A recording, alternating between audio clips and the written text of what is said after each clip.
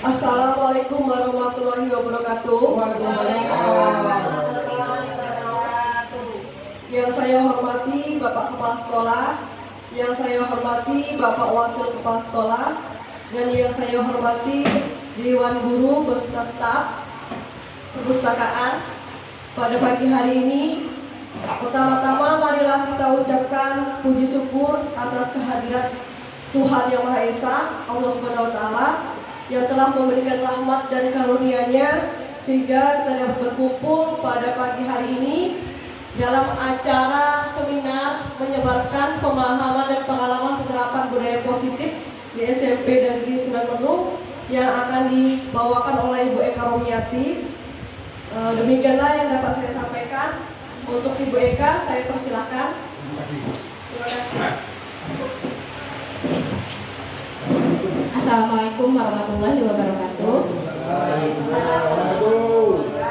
Alhamdulillahirabbil alamin wassalatu wassalamu ala asrofil anbiya'i wal mursalin wa ala alihi washabihi ajmain. Yang terhormat Bapak Kepala Sekolah, yang terhormat Bapak Wakil Kepala Sekolah, yang terhormat Bapak Ibu Dewan Guru SMP Negeri 9 Merlung. Puji syukur kita kehadiran Allah Subhanahu wa Ta'ala yang telah memberikan kesempatan kepada kita untuk belajar bersama mengenai budaya positif nantinya. Dan tak lupa salawat beriring salam kita hadirkan kepada Nabi besar kita Nabi Muhammad. Allahumma sholli ala Muhammad. Semoga kelak kita mendapatkan syafaatnya di akhir nanti. Bapak Ibu sekalian, alhamdulillah pada kesempatan kali ini saya akan menyebarkan budaya positif, materi dari program guru penggerak yang saya pelajari. Saya berdiri di sini bukan berarti saya lebih baik dari Bapak Ibu. Hanya saja saya mendapatkan materi yang baik dan dituntut untuk menyebarkannya kepada Bapak Ibu semua. Semoga nantinya bisa diambil sedikit banyak manfaatnya. Baiklah Bapak Ibu, kita mulai dulu. Sebelumnya selamat datang para guru hebat. Mari kita belajar bersama, berkolaborasi dan saling mendukung demi mewujudkan disiplin positif di sekolah kita tercinta ini. Dalam sesi ini ada 6 subbab yang akan saya jelaskan. Ada disiplin positif dan nilai kebajikan universal, teori motivasi, hukuman penghargaan dan restitusi, keyakinan kelas, kebutuhan dasar manusia dan dunia berkualitas, posisi kontrol dan segitiga restitusi. Untuk materi pertama kita coba buka disiplin positif. Oke Bapak Ibu. Nah, ketika mendengar kata disiplin, apa yang terbayang di benak Bapak Ibu? Coba. Datang tepat waktu. Oke, ada lagi Bapak Ibu? Pulang lambat. Boleh. Ada lagi Bapak Ibu kalau dengan kata disiplin biasanya nih? Peraturan. Istilah aturan. Peraturan. Oke, apa lagi Bapak Ibu? Watak. Watak, boleh. Apa lagi? Budaya ada ide? Menurut saya adalah aturan yang akan kita lakukan dan kita patuhi. Yes. Itu sudah ada yang mencakup nih. Nah, kita buka. Dalam kata disiplin itu sering dihubungkan dengan hukuman ya Bapak Ibu ya. Tapi di sini sebenarnya disiplin itu artinya belajar. Menurut Ki Hajar Dewantara, di mana ada kemerdekaan, disitulah harus ada disiplin yang kuat. Merdeka itu tidak hanya terlepas dari perintah, tetapi juga cakap untuk memerintah diri sendiri. Disiplin positif merupakan salah satu cara penerapan disiplin yang bertujuan untuk menumbuhkan kesadaran serta memberdayakan anak untuk melakukan sesuatu tanpa sokongan, ancaman maupun hukuman. Diane juga menyatakan bahwa disiplin diri mempelajari bagaimana cara kita mengontrol diri dan bagaimana menguasai diri untuk memilih tindakan yang mengacu pada nilai-nilai yang kita hargai. Dan dalam nilai-nilai yang kita hargai ini, pemerintah telah menyusun suatu konsep, yaitu profil pelajar Pancasila. Di antaranya yaitu nilai bertakwa kepada Tuhan Yang Maha Esa, kreatif, gotong royong, berkebinekaan global, bernalar kritis, dan mandiri. Kita coba masuk subbab yang kedua, yaitu teori motivasi. Dalam teori motivasi ada 3 yang membangkitkan seseorang untuk melakukan sesuatu. Yang pertama, untuk menghindari ketidaknyamanan atau hukuman.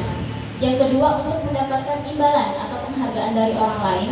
Dan yang ketiga, karena mereka ingin dan menghargai diri sendiri dengan nilai-nilai yang mereka percaya.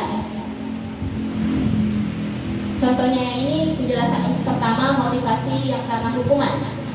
Hukuman ini bersifat satu arah dari pihak guru, dan murid hanya menerima tanpa melalui kesepakatan atau pengarahan dari pihak guru, baik sebelum ataupun sesudahnya. Hukuman diberikan bisa berupa fisik maupun psikis. Murid atau anak disakiti oleh suatu perbuatan atau kata-kata.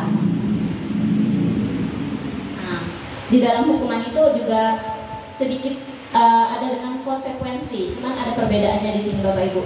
Kalau disiplin dalam bentuk konsekuensi sudah terencana dan sudah disepakati, sudah dibahas dan disetujui oleh murid dan guru.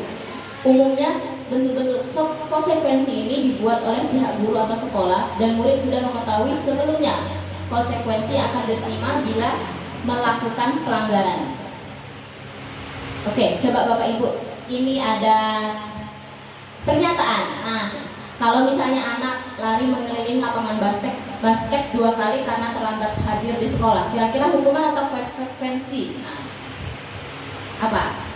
Hukuman dan konsekuensi. Iya, jawabannya ada 2, hukuman atau konsekuensi.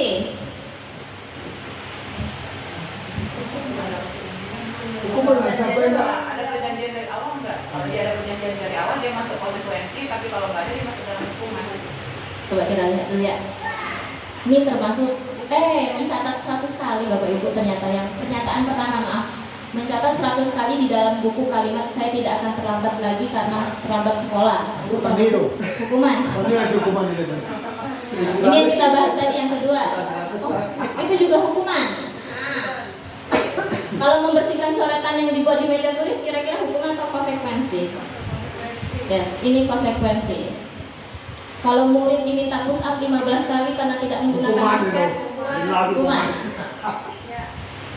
Kalau yang keempat, menggantikan kertas tugas teman yang telah dicoret-coret, yes, konsekuensi. Membersihkan tumpahan air di meja tulis karena tersenggol, konsekuensi. Terakhir, berdiri di depan kelas sambil mengangkat satu kaki karena tidak bisa menjawab pertanyaan, hukuman. Biasanya hukuman itu bersifat fisik. Nah, tapi kalau konsekuensi itu terhadap apa yang telah mereka lakukan, misalnya mencoret-coret, berarti mereka harus menghapus. Kalau misalnya mereka tadi kertas temannya dirobek, berarti harus diganti. Jadi nggak aneh kalau misalnya kertas temannya dirobek, tapi mereka harus lari keliling lapangan basket, kan nggak nyambung itu Bapak Ibu ya. Maksud hukuman dan konsekuensi. Yang ini yang pertama, motivasi karena hukuman ataupun tadi ketidaknyamanan. Sekarang konsep yang kedua karena penghargaan. Mereka melakukan sesuatu itu karena penghargaan. Namun di sini ada Alfi ini mengemukakan baik penghargaan maupun hukuman adalah cara-cara mengontrol murid. Perilaku seseorang yang menghancurkan potensi untuk pembelajaran yang sesungguhnya. Menurut Hon, secara ideal tindakan belajar itu sendiri adalah penghargaan sesungguhnya. Nah, di sini ada penjelasan. Penghargaan itu efektif jika kita menginginkan seseorang untuk melakukan sesuatu yang kita inginkan dalam jangka waktu pendek. Namun jika kita menggunakan penghargaan lagi dan lagi, maka orang tersebut akan bergantung pada penghargaan yang diberikan sehingga kehilangan motivasi dari dalam. Yang ketiga, jika suatu penghargaan diharapkan, namun Anda tidak mendapatkannya, Anda akan merasa dihukum. Nah, ini misalnya, kalau misalnya kalian maju, ibu kasih pena. Nah, ibu kasih pena, berarti besoknya kalau misalnya nggak maju, berarti motivasi anak itu adalah mendapatkan pena. Jadi kalau misalnya awalnya Ibu Dayu maju, saya kasih pena, besoknya saya lupa bawa pena, Bu Ayu maju, kok saya nggak dapat pena? Nah, itu Ibu Ayu merasa Ibu Eka menghukum saya, ibaratnya kecil hati gitu. Jadi motivasi Bu Ayu itu adalah mendapatkan pena saya.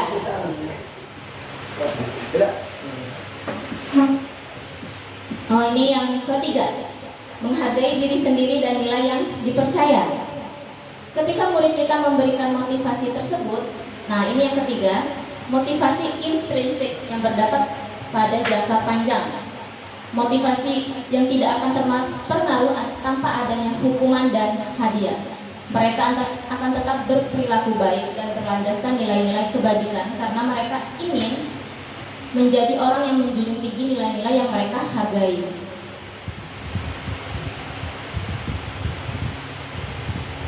Terus keyakinan kelas yang ketiga.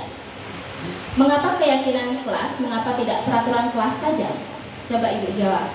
Mengapa kita memiliki peraturan tentang penggunaan helm pada saat mengendarai kendaraan roda 2? Kenapa? Ada polisi. Kalau Bapak Ibu? Aman. Ada polisi. Karena ada polisi. Kalau Pak Saril karena aman. Aman. Kalau yang soal kedua, mengapa kita memiliki peraturan tentang penggunaan masker dan mencuci tangan setiap hari? Untuk apa?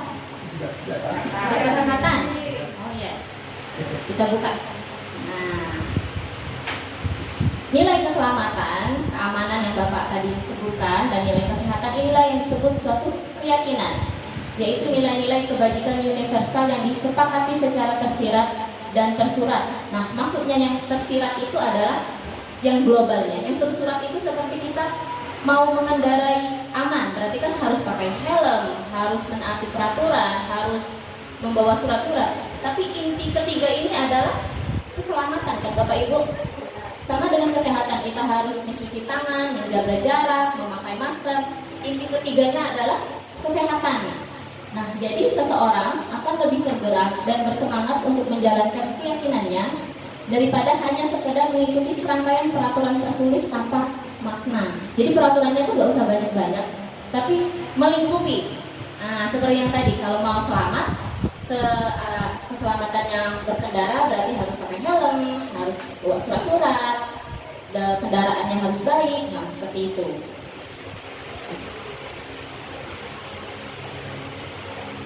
Nah, lanjut ke subbab 4. Kebutuhan dasar manusia. Dalam seluruh tindakan manusia itu memiliki tujuan. Semua yang kita lakukan adalah usaha terbaik untuk mendapatkan apa yang kita inginkan. Ketika kita mendapatkan apa yang kita inginkan, sebetulnya saat itu kita sedang memenuhi satu atau lebih dari kebutuhan dasar. Kebutuhan bertahan hidup itu meliputi sandang, pangan, papan, dan rasa aman. Dan ada yang kedua, kasih sayang dan rasa diterima, penguasaan, kesenangan, dan kebebasan.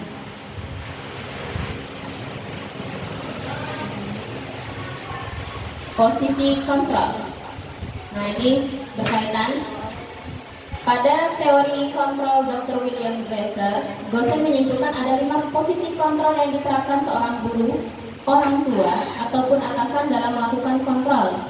Posisinya yaitu ada sebagai penghukum, pembuat rasa bersalah, sebagai teman, pemantau, atau manajer. Mohon Bapak Ibu simak dulu video ini. Yes.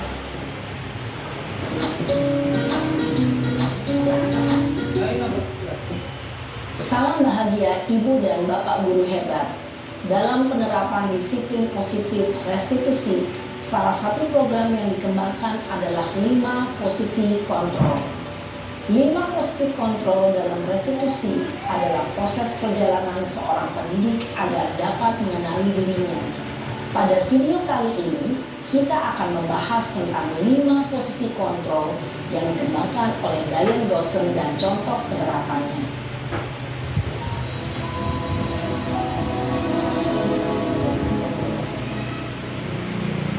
5 posisi kontrol itu adalah 1. Posisi penghukum, 2. Posisi pembuat merasa bersalah, 3. Posisi teman, 4. Posisi pemantau atau monitor, dan 5. Posisi manajer. Untuk lebih memahami kelima posisi tersebut, mari kita saksikan kasus Naren yang terlambat hadir 20 menit di sekolah dan melihat bagaimana kelima posisi kontrol dalam menghadapi masalah tersebut.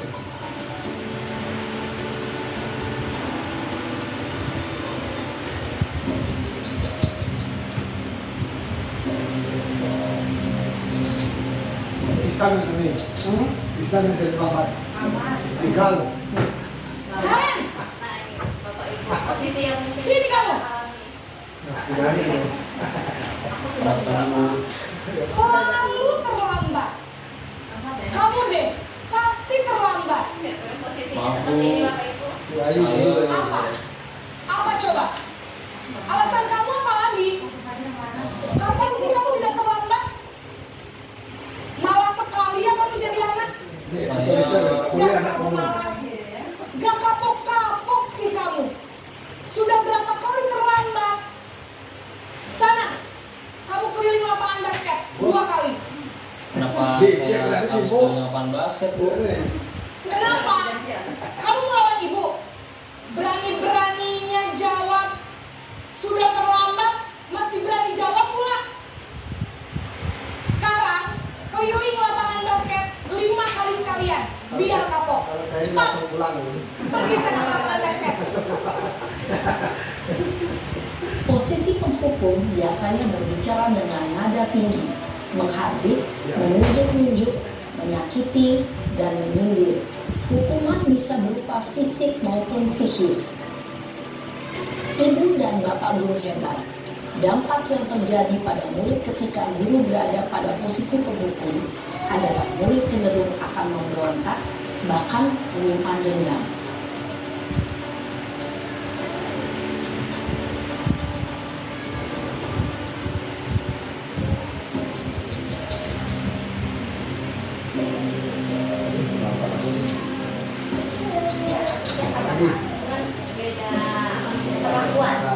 Naren, Sini kamu. Hari kedua. Assalamualaikum Bu. Naren. Kamu kenapa terlambat lagi, nak? Ya Tuhan, Naren. Kamu senang ya bikin ibu susah ya? Kalau kamu terlambat lagi, nanti ibu yang ditegur Bapak Kepala Sekolah, nak. Disangka ibu tidak bisa membina kamu. Duh, gimana ini? Maaf Bu, Duh, Gusti Naren. Kamu suka ya kalau ibu ditegur Bapak Kepala Sekolah? Terus, sekarang ibu harus tulis apa yang di buku absen? Ini kamu sudah sering terlambat loh. Ibu harus apa coba? maaf Bu, maaf sekali. Ya sudah, lain kali jangan bikin ibu susah lagi ya nak ya. Ibu tidak akan kuat lagi kalau kamu begini terus. Bisa jantungan kalau ibu ditegur Bapak Kepala Sekolah. Sana cepat ke kelas. Maaf ya Bu, maaf sekali. Itu namanya. Posisi pembuat rasa bersalah berbicara dengan nada tenang, cenderung lembut, namun kata-kata yang diutarakan membuat murid merasa menjadi orang yang gagal, memandang buruk dirinya sendiri, merasa tidak berharga, dan tidak sanggup membahagiakan orang lain. Ketika guru mengambil posisi pembuat rasa bersalah, murid akan menganggap dirinya yang bersalah dan ia akan menyimpan emosi negatif tersebut di dalam dirinya.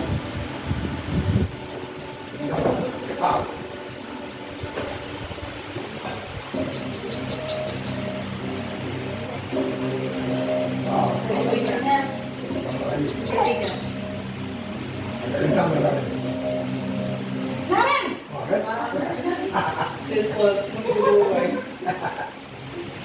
Selamat pagi Bu. Wah, sudah jam berapa ini, Nak? Wah, saya. Iya Bu, habis ibu saya lupa bangunkan saya Bu. Kamu malah menyadari ibu kamu. Kamu bukannya anak yang larinya paling kencang. Anak sih. Iya Bu, saya memang terlambat bangun tadi. Jadi biarpun saya lari kencang, tetap gak kekejar Bu. Ya sudah sana. Nanti lain kali larinya lebih kencang lagi ya. Biar gak terlambat lagi. Bikin seneng ibu. Demi ibu. Bisa kan? Bisa lah Bu. Ya sudah sana masuk kelas. Ibu beresin urusan absen kamu. Kamu ini ada-ada saja. Dalam posisi teman, guru berbicara dengan nada suara ramah, akrab, cenderung bersenda gurau untuk menjaga suasana tetap santai. Murid akan merasa senang, aman, dan akrab dengan guru. Identitas yang tercipta adalah identitas sukses atau berhasil. Namun, perlu diingat, karena ini masih dorongan eksternal, maka ada faktor ketergantungan dari murid kepada orang tertentu. Di sini guru absennya, sehingga di lain waktu murid bisa berperilaku baik, namun hanya kepada orang-orang tertentu saja. Lambat padahal. Kau nonton juga nih. Ini tempatnya.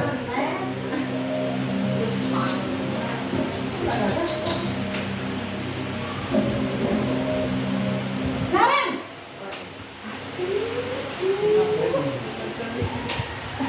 Selamat pagi Bu.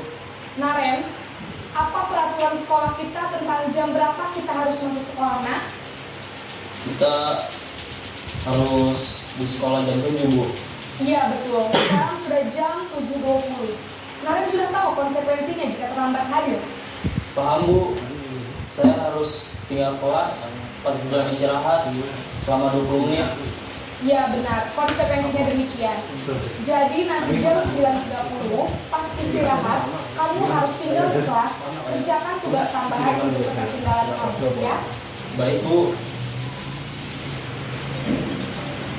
Posisi pemantau mengandalkan penghitungan atau data untuk mengontrol murid. Guru mengarahkan murid berdasarkan peraturan dan konsekuensi. Seorang pemantau menunjukkan bahasa tubuh dan ekspresi wajah yang datar dan cenderung formal.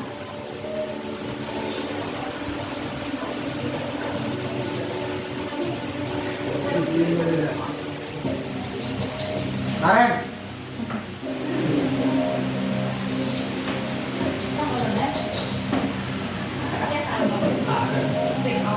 Naren! Wah, agak hitam dah lah. Aduh. Apa Selamat saya? pagi Bu. Selamat pagi Naren. Maaf Bu, saya terlambat. Iya, sekolah masuknya jam 7, sekarang sudah jam 7.20. Jadi sekarang bagaimana ini Naren? Maaf Bu, saya lupa setel alarm saya semalam. Baiklah, menurut kamu, keyakinan sekolah yang mana yang perlu kamu tingkatkan? Menghargai diri sendiri dan orang lain mungkin ya Bu. Setuju. Jadi, apakah Naren meyakini prinsip saling menghormati tersebut? Iya Bu, saya meyakininya. Apakah Naren bersedia memperbaiki masalah keterlambatan ini? Bersedia Bu. Bagaimana kamu akan perbaiki masalah keterlambatan ini? Saya akan coba untuk tidak lupa menyetel alarm saya, Bu. Baik, kalau Naren lupa menyetel alarm di rumah, ada orang yang kira-kira bisa bantu mengingatkan tidak? Ada, Bu. Kakak saya, Kak Emma. Ada lagi selain Kak Emma? Selain Kak Emma, ada ibu saya. Baik, jadi yang mengingatkan Naren adalah Kak Emma dan ibu kamu ya? Kira-kira akan mulai setel alarm kapan nih Naren? Setelah pulang sekolah, akan segera saya lakukan. Baik, jadi Naren akan setel alarm untuk bangun besok pagi dan akan diingatkan oleh kakak dan ibunda Naren ya. Ada lagi yang mungkin perlu dilakukan Naren agar tidak terlambat bangun lagi. Tidak ada, Bu. Baik Naren, terima kasih untuk kerjasama kamu. Sekarang kamu perlu kembali ke kelas untuk belajar. Baik, Bu. Terima kasih. Posisi manajer adalah posisi kontrol yang disarankan untuk membimbing murid memiliki sikap disiplin yang positif, yaitu murid yang mandiri, bertanggung jawab, dan dapat memecahkan masalah. Tujuan dari posisi ini adalah agar murid dapat berefleksi atas tindakannya. Guru akan dengan tulus memberikan pertanyaan-pertanyaan bermakna, sehingga membuat murid dapat belajar dari kesalahannya dan mencari sebuah solusi untuk menyelesaikannya. Ibu dan Bapak guru hebat, setelah mengamati adegan kelima posisi kontrol tadi, kira-kira posisi mana yang paling ideal? Posisi mana yang dapat menunjang motivasi intrinsik murid? Ya, tentu posisi manajer. Posisi ini memang posisi ideal yang ingin dituju setiap pendidik. Pada posisi inilah, guru dapat menerapkan disiplin positif yang berpihak pada murid, yang memerdekakan murid. Perjalanan seorang pendidik tentunya tidak mudah untuk sampai pada posisi seorang manajer. Namun, tujuan kita pasti, yaitu menciptakan murid-murid yang mandiri, merdeka, dan bertanggung jawab. Semoga penggambaran 5 posisi kontrol yang telah diperlihatkan ini dapat menjadi ajang refleksi bagi kita semua, agar dapat terus mengasah dan menerapkan disiplin positif yang memerdekakan murid. Mari terus berlatih dan bersemangat. Selamat menerapkan. Salam dan bahagia Ibu dan Bapak guru hebat. Baiklah Bapak Ibu, itu 5 posisi kontrol. Ini adalah ilmu yang sangat baru yang saya pelajari. Di sini harus disebarluaskan. Saya pernah jadi penghukum, saya pernah jadi pembuat rasa bersalah. Kadang kamu nih ibu lah ngerjain tugas ini loh, soal ujian udah semalaman, kamu cuma ngerjain cuma 30 menit, itu membuat rasa bersalah. Saya pernah di posisi itu. Saya pernah juga sebagai teman, tapi lebih sering Bu Sri. Saya mungkin kalau untuk konsekuensi seperti pemantau dan manajer itu masih harus berlatih. Jadi jangan lihat sayanya Ibu ya, lihat materi yang disampaikan, karena untuk menerapkan ini sangat perlu pembiasaan dari kita sendiri. Ilmu-ilmu yang baru saya pelajari di guru penggerak ini. Dan terakhir kita belajar segitiga restitusi. Segitiga restitusi ini adalah suatu langkah ketika seorang anak tidak disiplin. Nah, di sini ketika dia melanggar suatu aturan, di sini segitiga ini memiliki tujuan disiplin positif yang memulihkan dirinya setelah berbuat salah, di mana penekanannya bukan bagaimana berperilaku untuk menyenangkan orang lain atau menghindari ketidaknyamanan, namun tujuannya adalah menjadi orang yang menghargai nilai-nilai yang mereka percayai. Dalam segitiga restitusi ini bukan untuk menebus kesalahan, namun belajar dari kesalahan. Restitusi memperbaiki hubungan. Restitusi adalah tawaran bukan paksaan, dan restitusi menuntut untuk melihat ke dalam diri. Dalam suatu langkahnya, yang pertama kita harus, ketika anak melakukan suatu pelanggaran, kita stabilkan dulu identitasnya, bagian bawah.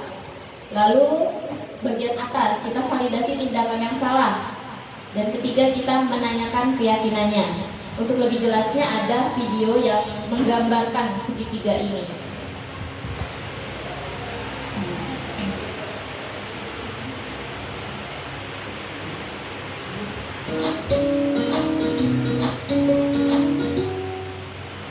Salam dan bahagia Ibu dan Bapak Guru hebat. Pada video kali ini kita akan membahas tentang salah satu program disiplin positif yang diterapkan di lingkungan sekolah yang dikenal dengan nama restitusi.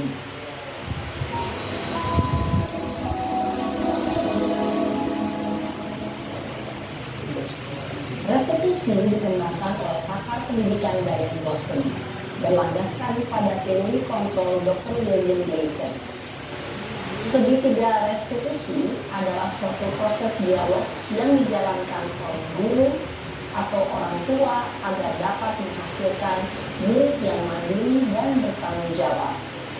Pada saat guru di posisi manajer, aspek yang dikembangkan pada murid adalah motivasi intrinsik, sehingga penanaman nilai-nilai kebajikan dapat tumbuh dan berkembang menjadi suatu kebiasaan positif yang akhirnya membentuk karakter murid. Proses dialog ini terdiri dari 3 langkah yang digambarkan pada ketiga sisi pada segitiga restitusi. Sisi pertama adalah menstabilkan identitas. Sisi yang kedua adalah validasi tindakan yang salah. Dan sisi yang ketiga adalah menanyakan keyakinan. Ibu dan Bapak Guru, berikut ini akan ditunjukkan bagaimana seorang guru berada dalam posisi manajer menggunakan penerapan segitiga restitusi.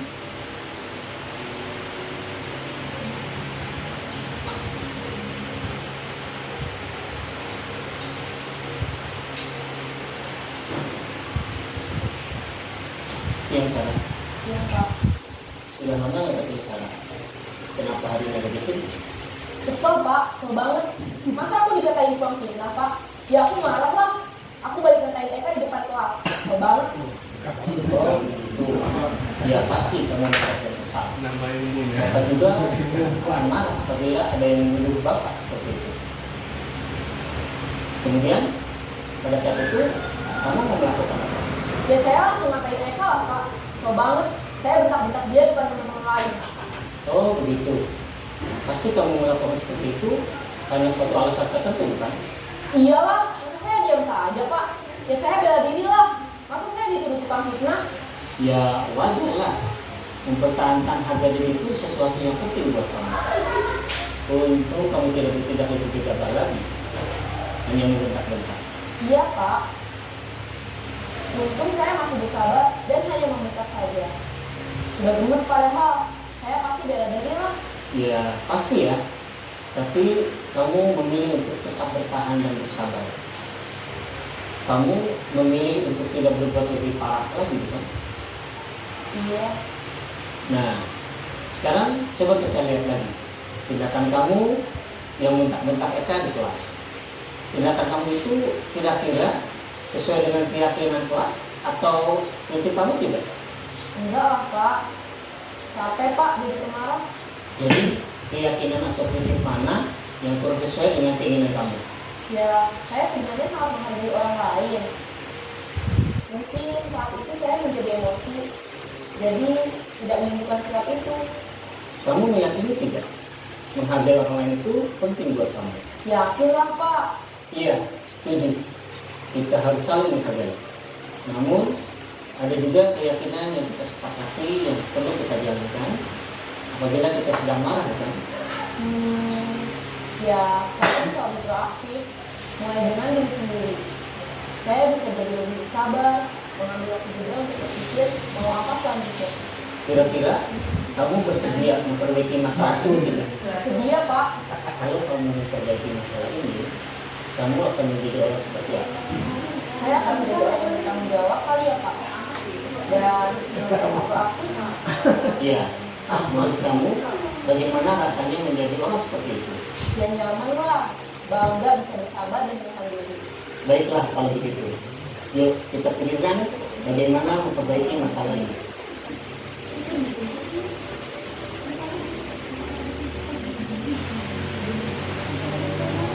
Ibu dan Bapak Guru hebat. Baru saja kita menyaksikan contoh bagaimana seorang guru berada dalam posisi manajer menggunakan penerapan segitiga restitusi. Mari kita bahas satu persatu. Pada sisi pertama, menstabilkan identitas berdasarkan pada prinsip bahwa membuat kesalahan adalah bagian dari proses pembelajaran. Sisi pertama dari segitiga ini berperan menggeser identitas murid dari identitas gagal ke identitas sukses. Murid yang sedang bertingkah laku yang tidak pantas atau menarik diri saat itu sedang mengalami identitas gagal. Bila kita mengkritiknya, maka posisinya tidak akan berubah. Kita bisa mengajukan pernyataan-pernyataan ini. 1. Membuat kesalahan sesuatu yang wajar. 2. Manusia tidak ada yang sempurna. 3. Kita bisa memperbaiki masalah ini. 4. Saya tidak menanyakan kesalahannya. Saya lebih fokus bagaimana memperbaiki masalah ini. 5. Apakah saat ini kamu tengah menjadi orang yang baik untuk dirimu sendiri? Pada sisi kedua, validasi tindakan yang salah berlandaskan pada prinsip bahwa setiap perilaku berupaya memenuhi suatu kebutuhan tertentu. Guru yang telah memahami teori kontrol akan bergeser dari pemikiran stimulus respon menjadi proaktif dan mencoba untuk mengenali tujuan dari perilaku murid. Mengenali dan mengakui kebutuhan murid ini dapat memperbaiki hubungan dengan murid tersebut. Pernyataan atau pertanyaan bisa disampaikan dengan nada suara tidak menghakimi atau memojokkan, sehingga dapat mengembalikan murid pada posisi positif. 1. Kamu bisa saja bertindak lebih gegabah lagi dari ini. 2. Kamu bukan melakukannya tanpa suatu alasan tertentu. 3. Kamu melakukannya karena mempertahankan sesuatu yang penting bagimu. 4. Mungkin kamu bisa mempelajari suatu perilaku baru yang lebih efektif. Bersediakah kamu mempelajarinya? Selanjutnya, kita akan simak sisi terakhir, yaitu menanyakan keyakinan. Teori kontrol menyatakan bahwa pada dasarnya kita termotivasi secara intrinsik. Pada saat perilaku yang salah telah divalidasi dan identitas sukses telah stabil, maka murid telah siap menaikkan keyakinan-keyakinannya dengan tindakannya yang salah, dan pemikirannya telah bergeser ingin menjadi orang yang dituju. Pertanyaan-pertanyaan ini dapat menaikkan keyakinan-keyakinan yang diambil murid. 1. Sebagai keluarga atau kelas, apa yang kita yakini? 2. Nilai-nilai apa yang telah kita sepakati? 3. Seperti apa gambaran sebuah kelas yang ideal bagi kamu? 4. Kamu ingin menjadi orang seperti apa?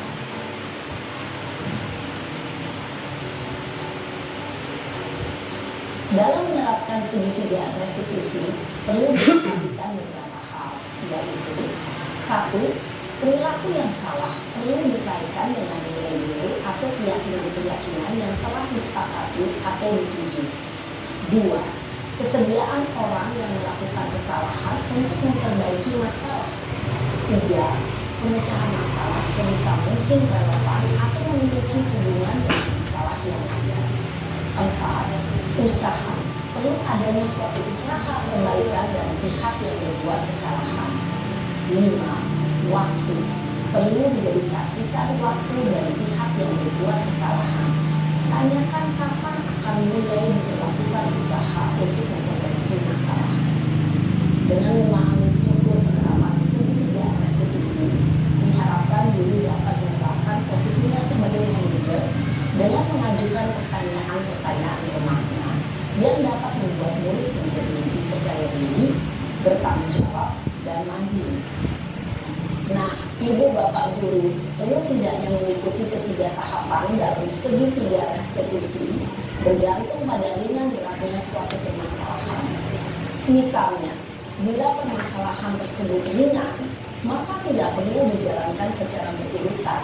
Bahkan bisa semudah menanyakan apa keyakinan yang kita sepakati. Dengan menjalankan segitiga eksekusi, dengan mengajukan pertanyaan-pertanyaan bermakna, diharapkan murid menjadi lebih kuat secara pribadi, dapat membuka wawasan hidup agar dapat menyelesaikan permasalahannya sendiri, semakin percaya diri, mandiri, dan merdeka. Salam dan bahagia, Ibu Bapak Guru hebat.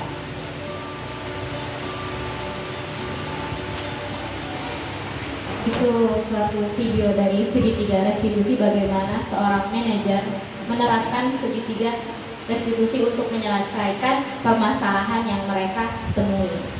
Untuk sampai tahap ini saya belum sepenuhnya, saya baru belajar teorinya Bapak Ibu ya. Tolong diambil manfaatnya, semoga kita bisa sama-sama menciptakan disiplin positif di sekolah kita. Jadi Bapak Ibu, saya rasa sekian pembelajaran hari ini. Maksud saya seminar saya, penjelasan saya hari ini, saya kembalikan kepada moderator.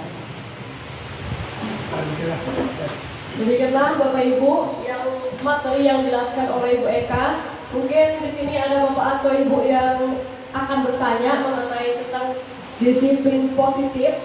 Saya persilahkan.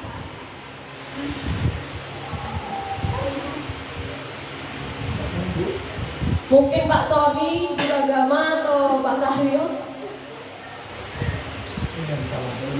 Apa ya?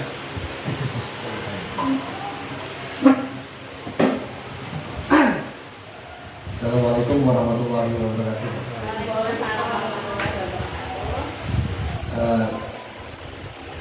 Bapak Ibu yang saya hormati, dan juga moderator dan juga pemateri.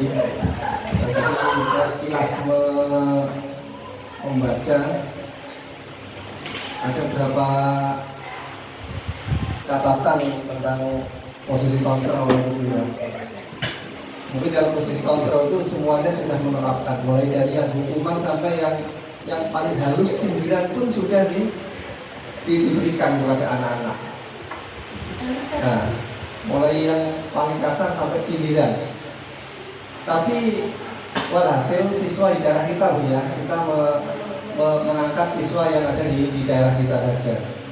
Mungkin yang disampaikan Ibu tadi siswa yang ideal di perkotaan mungkin ya, mungkin dari segi budaya mereka berbeda sekali dengan anak-anak di daerah sini. Kalau menurut Ibu, itu kira-kira posisi kontrol yang mana yang bisa diterapkan di sini? Kan itu kan juga mengajar di sini. Sedangkan kalau saya melihat tadi untuk segitiga restitusi ya, dalam segitiga restitusi tadi apa Bu yang keyakinan tadi Bu?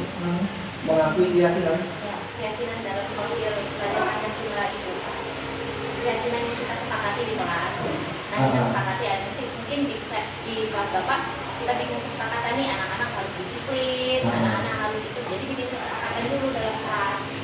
Baik, bagaimana mengatasi siswa-siswi yang meyakini bahwasanya kesalahan itu merupakan suatu kebenaran itu Bu. Yang anak-anak sekarang bahkan kalau kita nasihati berkali-kali ya tetap seperti itu. Berarti anak itu kan memposisikan kesalahan itu sebagai suatu kebenaran yang sudah diyakini sama mereka. Kira-kira apa dengan teknik seperti ini yang disampaikan ini mampu tidak kira-kira kita terapkan pada anak-anak yang beda budaya mungkin ya di daerah sini luar biasa mungkin itu aja. Assalamualaikum warahmatullahi wabarakatuh. Bisa langsung saya mungkin sama Ibu Eka. Terima kasih Pak Tony atas pertanyaannya.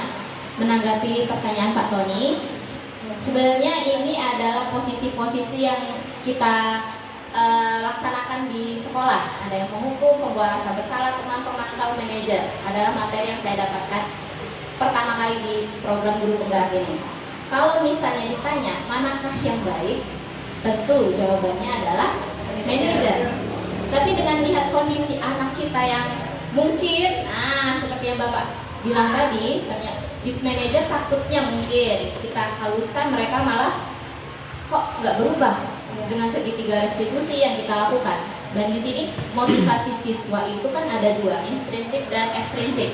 Kalau intrinsiknya sudah tidak terbangun, mau nggak mau kita upgrade juga lagi dengan ekstrinsiknya. Boleh, misalnya saya itu ingin menerapkan kayak poin disiplin. Waktu itu pernah diskusi dengan Bu Nani solusinya. Jadi ketika anak itu melakukan, kita sudah menjelaskan nih, oh mereka telat, solusinya gimana? Biasanya saya tanya kan, setel alarm Bu, saya minta bangunkan, besoknya telat lagi. Ya udah, kita catat poin-poinnya kita catat. Nanti kalau poinnya nanti sudah maksimal, rencana saya itu, keinginan saya waktu itu diskusi dengan Bu Nani, Bu Dayu itu. Nah, kalau misalnya sudah maksimal, bisa kita ajak orang tuanya untuk ikut serta membangun anaknya ini. Karena kita nggak mungkin kontrol sendiri, kita bukan orang, kita ini orang luar loh, orang lain bagi mereka gitu kan. Dan orang tua juga seharusnya ikut andil dalam membangun anaknya sendiri. Mungkin ketika sudah sudah diberikan kepada guru yang bersangkutan, wali kelas, kepala sekolah, orang tua, dan disitulah kita berkolaborasi lagi Bapak Ibu. Dan mungkin kalau misalnya nanti endingnya keterlaluan, bisa kita coba komunikasikan bagaimana ini, mau lanjut atau tidak. Itu finalnya ya Bapak Ibu ya. Mau lanjut, kalau lanjut oke, kita berubah, kalau enggak terpaksa entah dikeluarkan, entah bagaimana, entah diskors, itu sesuai dengan peraturan sekolah, kembali ke peraturan sekolah lagi. Namun di sini kita disiplin untuk skor-skor itu kayaknya belum dilaksanakan. Cuman saya pernah diskusi aja sama Bu Nani, Bu Dayu, seperti itu kayaknya baik untuk dilaksanakan, kenapa tidak gitu. Bagaimana Pak Tony? Ada coba pemikiran lain lagi? Oh ya, ada lagi Bu.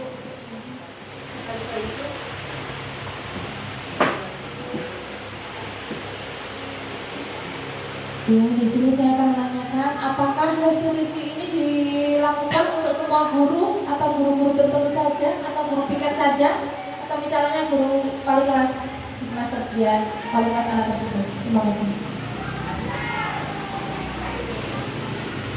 Baik, untuk pelaksanaan restitusi ini, dari pengalaman pembelajaran saya sharing dengan guru-guru lainnya di guru penggerak, kalau misalnya terjadi si A datang terlambat di kelas saya, kita bisa melakukan langsung restitusi itu Bu. Kenapa terlambat?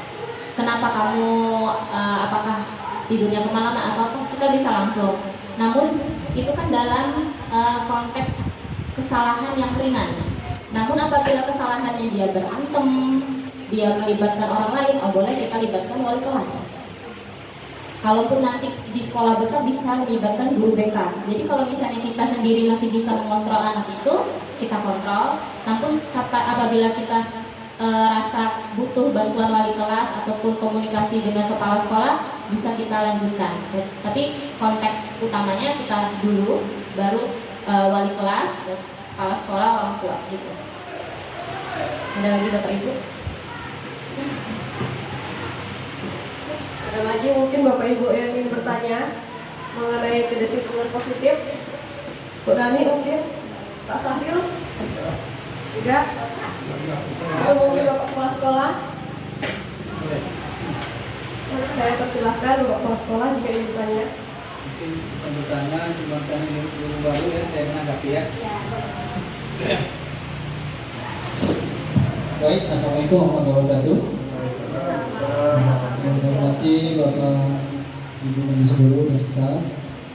Baik, apa yang dipaparkan oleh BK dari awal sampai ke season ini cukup menarik.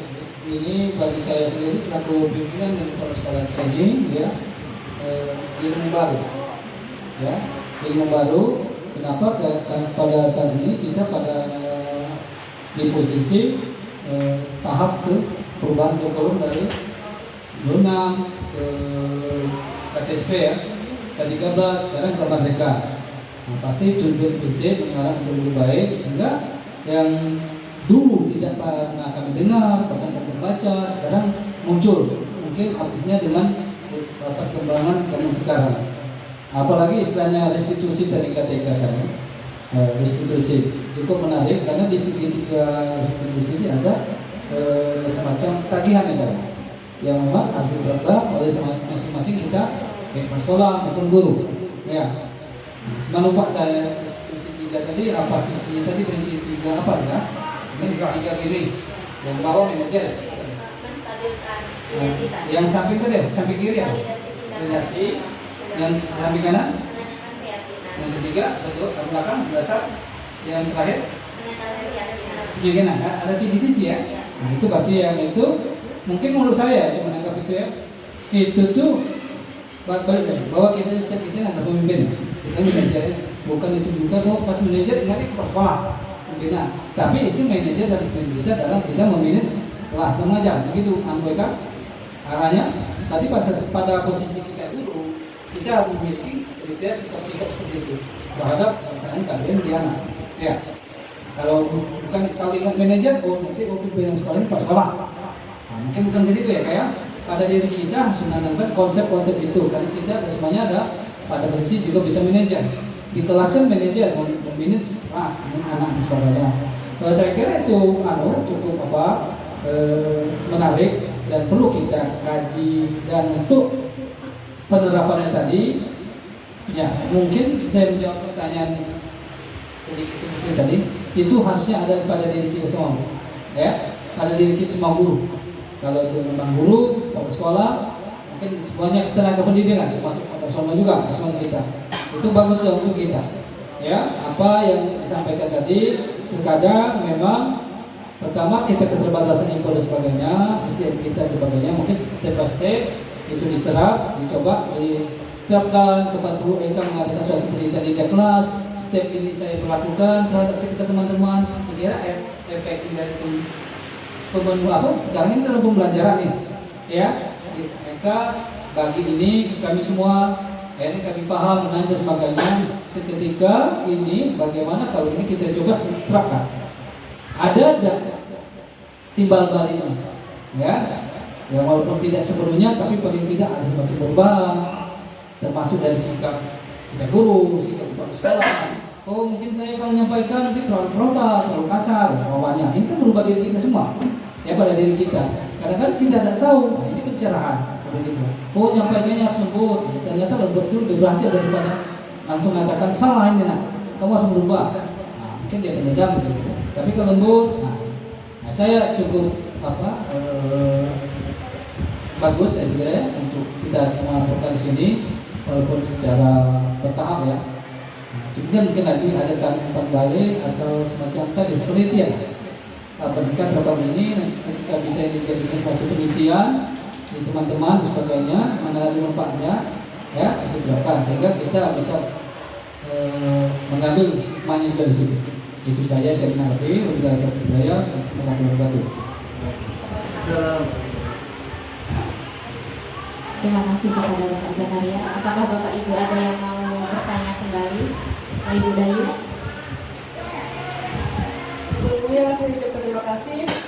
Menurut saya untuk Ibu Eka tentang materi restitusi ini memang sebenarnya untuk di sekolah itu perlu diwajibkan. Yang saya tanyakan ini mungkin masih juga sekitaran tentang restitusi.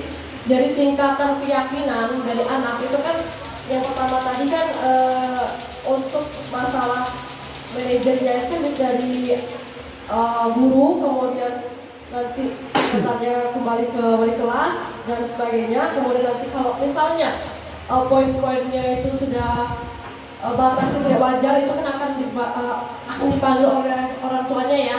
Menurut saya jika kita telah memanggil orang tua tapi outputnya tidak ada, karena keyakinan orang tua di sini tahunya anak itu adalah belajar ke sekolah itu hanya untuk belajar, tapi orang tua itu tidak pernah menghandle anaknya.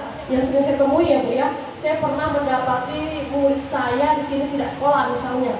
Saya tanya kenapa tidak sekolah, itu dijawab karena bangun kesiangan. Selalu alasannya seperti itu. Kan seyogyanya karena itu bantuan dari rumah, seharusnya kan orang tua bekerja sama. Tapi pernah saya telepon orang tuanya, itu orang tuanya hanya menanggapi, iya Bu tadi sudah saya bangunkan tapi tidak mau bangun. Itu nanti apakah dalam pemanggilan orang tua itu ada outputnya atau jalan keluarnya atau bagaimana Bu ya?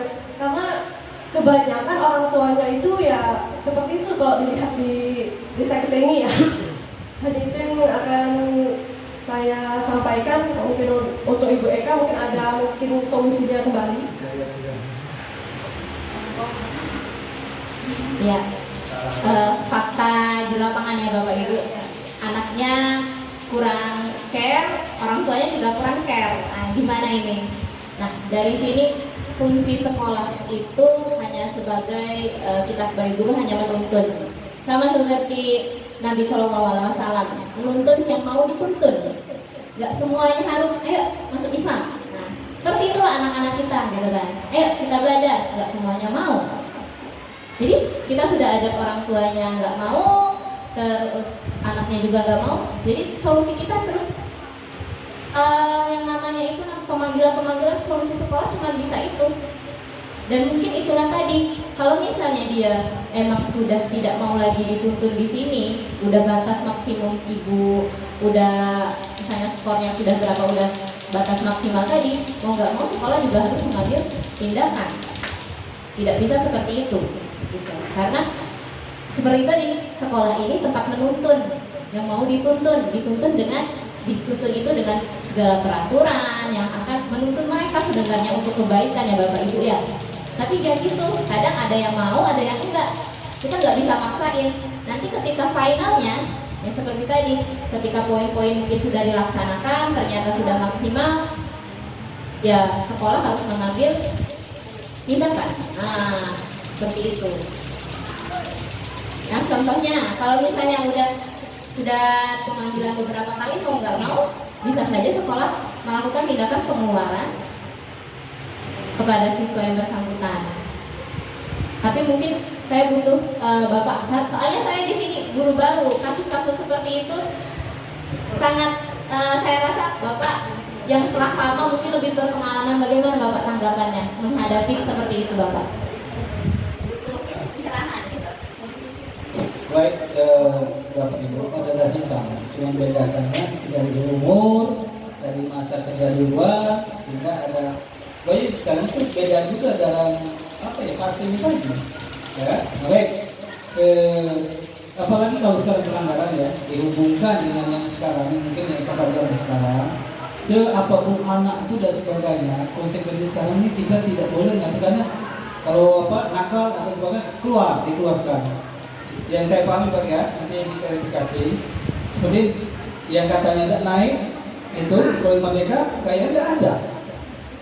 Kalau dulu kita kalau udah mencapai puncak akumulasi dan sebagainya kita rapatkan, dan ini terkadang kita sebelum khususnya sebelum kategori saya itu udah sudah naik. Pas ke-13 berubah lagi. Di kemerdekaan saya baca berubah lagi. Sekarang di kemerdekaan kalau salah diklarifikasi tidak ada kayak ini bangsa dan naik di sini. Nah, kesulitan kita mungkin tadi kita punya tanggung jawab supaya bagaimana merubah dia menjadi mungkin bukan suatu ukuran ilmu yang pengetahuan kolektifnya, tapi mungkin sisi lain itu yang perlu ditingkatkan sehingga tetap dia naik ke tingkat. Karena ujian itu beda-beda sekarang. Nah, mungkin untuk itu mungkin perlu dipahami mereka karena mereka sudah berada di area itu. Masalah konsepnya kalau anak di zaman sekarang menurut kita memang sudah berbagai upaya step-step yang kita lakukan, tak dilakukan, tapi tetap tidak berubah itu. Kalau yang sekarang saya membaca itu anak tetap dinaikkan. Nah, kalau dari waktu kami belajar seperti apa? Ya, biasa kalau nakal dipanggil dan sebagainya sampai akhirnya puncak itu sebenarnya itu dari guru pelajaran bermasalah anak itu kan. Nanti lapor ke wali kelasnya nanti mungkin naik lagi kerjasama dengan Program OSIS semacam istilahnya bimbingan, nanti ke kepala sekolah nanti tingkat kepala sekolah. Kalau kepala sekolah berarti tingkat kesalahannya sudah agak tinggi, perlu kita rapatkan untuk memberi sikap dan sebagainya. Walaupun itu terjadi waktu dengan rapor, ya. Nah, gitu. Mungkin tolong diberikan klarifikasi apakah memang yang saya baca itu ya, selain itu nah sudah, gitu ya. Kalau yang semua berarti nakal pun anak harus kita terima, cuma kita tetap naik dengan catatan mungkin ke depannya lebih coba si pengacaranya apa enggak. Kalau itu ilmu ya, kalau ilmu mungkin ya bodoh pula, ya kan? Tapi mungkin sisi lainnya yang kita perlu tingkatkan supaya dia berhasil di bidang lain, bidang apa terang hobinya. Oke, masih itu aja. Pak Sari mungkin wakil kepala telah lama mengajar, bagaimana menanggapi pertanyaan budaya Pak Sari? Boleh? Orang tuanya nggak nanggap, anaknya nggak nanggap, coba pengalaman, berbagi pengalaman. Oh, terima kasih. Jangan berkata, sebetulnya ini kalau kita melihat situasi kondisi anak kita di desa kita ini, bermacam-macam sudah kita lakukan tindakan, tetapi toh hasilnya kayak gitu kan toh. Nah jadi langkah-langkahnya perlu kita sadari dulu, kita harus menengok karakteristik anak itu sendiri. Artinya apa? Kita harus belajar mendalam lagi seperti ilmu jiwa kita masing-masing seorang guru. Macam mana tingkah laku anak ini kalau dia melakukan kesalahan atau datang terlambat terus. Kalau kita apa yang kita lihat tadi itu kan ada nadanya tinggi, ada nada rendah, ada nada yang sedang gitu kan. Tapi semua anak itu tidak menerima seperti itu. Nah, jadi kuncinya adalah kita harus nengok situasi anak itu terlebih dahulu. Nah, itu. Ya, mungkin barangkali kalau kita piket pagi itu ternyata anak ini terlambat, kita marah-marah, berarti anak itu akan mantul. Artinya apa? Mungkin timbul emosi dari hatinya, dari jiwanya tadi. Bapak tidak memahami pula situasi aku di rumah. Kadang-kadang dia di rumah itu kena marah terus dari orang tuanya. Bisa jadi kan? Nah itu sampai di sekolah kebawaan itu seperti itu. Jadi menurut Bapak gitu, kita harus menengok situasi anak itu terlebih dahulu. Apabila dia terlambat, ya sekali dua kali tentu kita menengok penelusuran atau melihat apa penyebab anak ini terlambat terus kan itu kita harus masing-masing guru itu mempelajari ilmu jiwa atau yang disebut dengan ilmu perkembangan anak. Kan anak-anak itu perkembangannya berbeda-beda kan? Ya, ada anak itu perkembangannya cepat emosinya, ada yang lambat, ada yang stabil terus. Macam mana guru itu marah-marah terus, dia tetap stabil gitu, ya kan? Tidak katanya ya? Ini udah marah-marah cara sama tentunya kalau stabil terus, tapi santai aja itu. Tapi sudah karakteristik seperti itu. Jadi oleh sebab itu kalau mendapat Bapak itu tadi tujuan kita itu hanya memperbaiki, ya kalau tidak sepenuhnya kata orang Jawa itu tidak perlu ke atas perlu ke bawah, kita sedang itu. Nah, coba itu. Pak Tali mungkin ada pengalaman bagaimana menghadapi situasi yang dilontarkan oleh budaya karena udah lama nih mengajar ya, butuh sharing. Sebenarnya sama saja Bu ya. Kalau menurut saya Bu ya, ini saya kan guru agama Bu. Jadi punya pengalaman anak-anak itu antara anak-anak yang belajar agama sama anak yang tidak itu sangat berbeda sekali ketika kita kasih masukan. Di mana-mana Bu seperti itu. Dan rata-rata kalau kita melihat daerah sini anak-anak itu kalau sendiri kemarin datanya di mana? Di musola, dia sholat enggak sama sekali. Padahal mereka sudah usia balik. Nah ini mungkin yang mempengaruhi mereka itu seperti itu Bu. Bukan hanya anaknya saja, tapi orang tua yang ada di rumah mungkin seperti itu juga. Tingkat keagamaannya enggak. Nah, mungkin hanya itulah tambah dari saya mungkin. Terima kasih. Nanti kita butuh kolaborasi juga dengan orang tua ya Bapak Ibu ya. Tokoh masyarakat penting juga. Kadang di sini mungkin sosialisasi agama atau gimana kurang. Terus orang tuanya pun belum proaktif. Ayo ngaji, ayo sholat. Nah, jadi anaknya ya karena mereka orang tuanya nggak sholat nggak ngaji, ya kenapa saya harus sholat atau mengaji gitu ya Bapak Ibu ya. Jadi dari responnya juga beda mereka. Ketika kita kasih apa itu respon yang mereka terima itu beda sama anak yang ngasih enggak. Bu Nani, bagaimana pengalaman Ibu selama mengajar? Coba sharing gitu pengalaman, boleh berbagi aja. Kalau menurut saya salah lah berdasarkan pengalaman Bapak Ibu. Kalau kita menghadapi anak-anak yang seperti itu, basic dari keluarga mesti juga berbeda kan, antara yang orang tuanya berpendidikan sama orang tuanya yang tidak, sama tadi yang misalnya tingkat pengetahuan agamanya cukup dalam sama yang tidak, itu berpengaruh sekali pada anak. Apalagi misalnya dengan kayak kepedulian desa sih ya, kayak misalnya desa itu ada madrasahnya atau tidak, anak-anak diwajibkan untuk madrasah atau tidak, itu sebenarnya juga cukup berpengaruh pada anak. Apalagi misalnya kalau orang tuanya sudah kayak seperti mengatakan, Bu, anak saya nakal, anak saya sudah menyerah untuk membimbing anak saya, jadi saya serahkan kepada ibu untuk membimbing. Jadi ibarat kata kita sebagai guru, kalau orang tua cuma di sekolah pagi sampai siang, sedangkan yang di rumah itu kan orang tua, tapi orang tua yang di rumah sudah menyerah terhadap anaknya, ibaratnya kita mau jungkir balik, sedangkan orang tua sendiri saja sudah menyerah. Jadi agak susah gitu kan Bu. Terus kemudian dengan pengaruh teknologi itu amat sangat berpengaruh pada tingkah laku anak.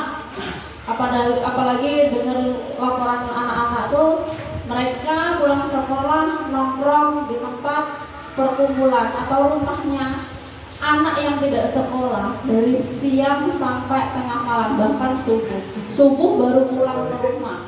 Jadi ibarat kata orang tua sudah menyerah, padahal harusnya kalau orang tua yang peduli terhadap anaknya dijemput anaknya kayak gitu loh Bu. Jadi macam mana anaknya pulang subuh sedangkan pagi sekolah, jadi nggak ada, kayaknya amat susah lah kalau keluarga basic dari keluarga tuh.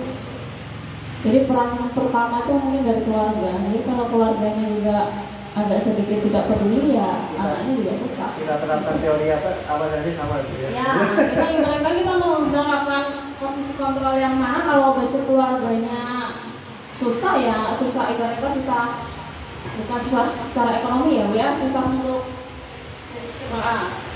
mindset itu untuk tentang pendidikan ya susah lah Bu.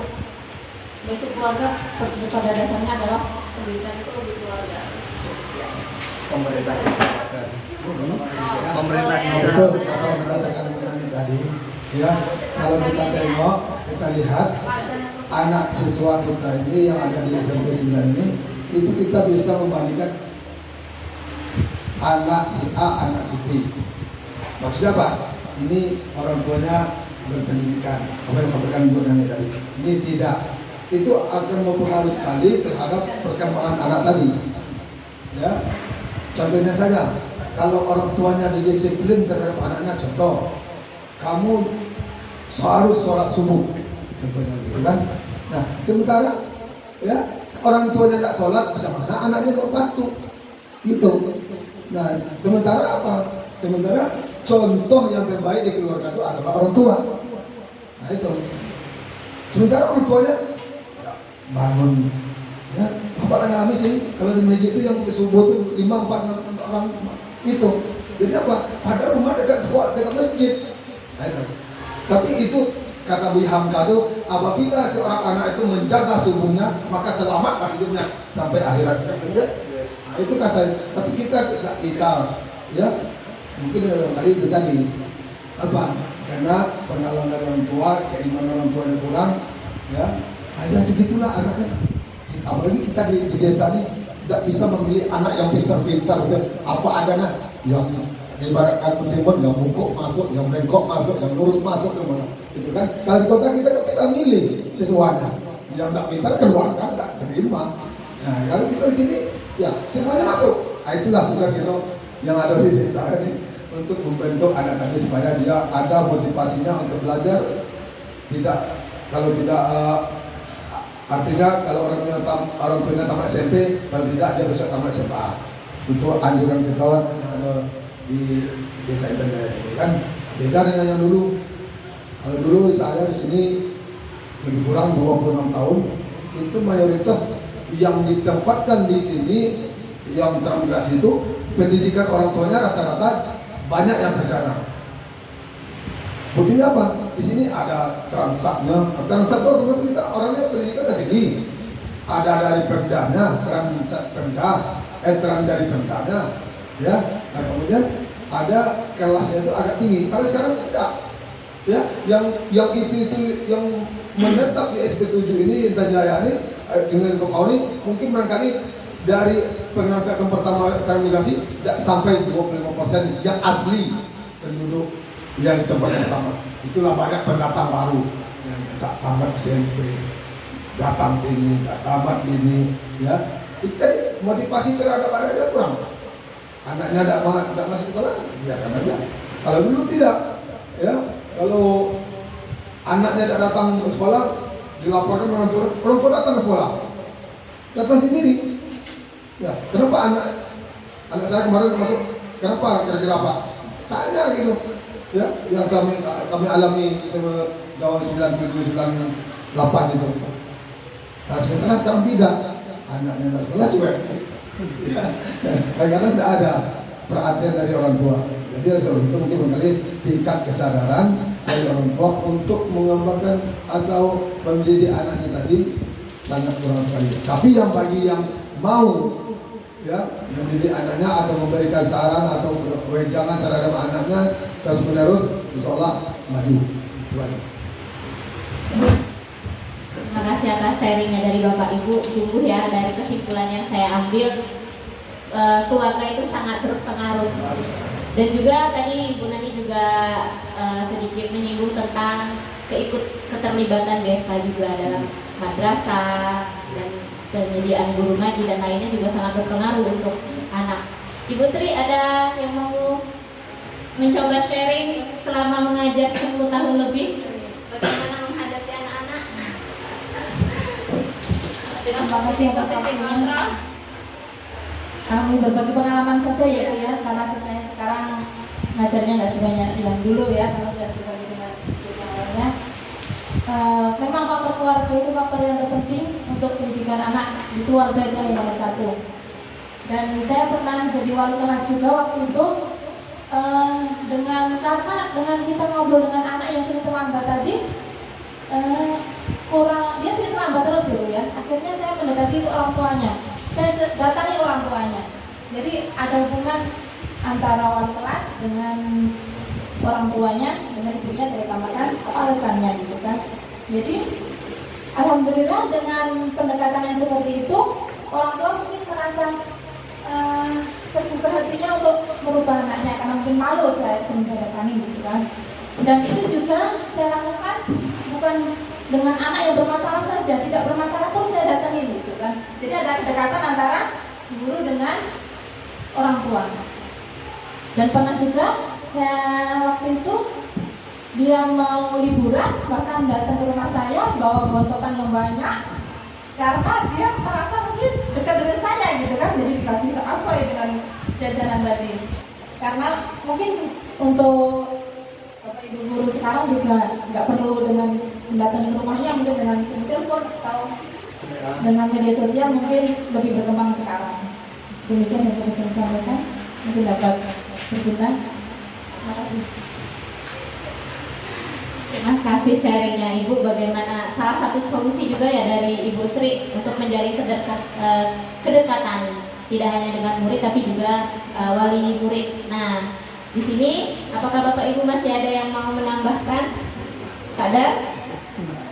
Oke, dari budaya positif ini tentunya ini teori yang sangat baik. Nah, dari posisi kontrol ini kita bisa pilih posisi-posisi yang terbaik, diantaranya posisi manajer dengan pendekatan segitiga restitusi yang perlu sekali yang namanya pembiasaan, sehingga kita bisa menjadi guru yang terbaik gitu ya Bapak Ibu ya. Dan saya pun juga belum sempurna untuk menerapkannya, tapi kita coba untuk sama-sama berubah menjadi lebih baik. Terima kasih atas partisipasi Bapak Ibu.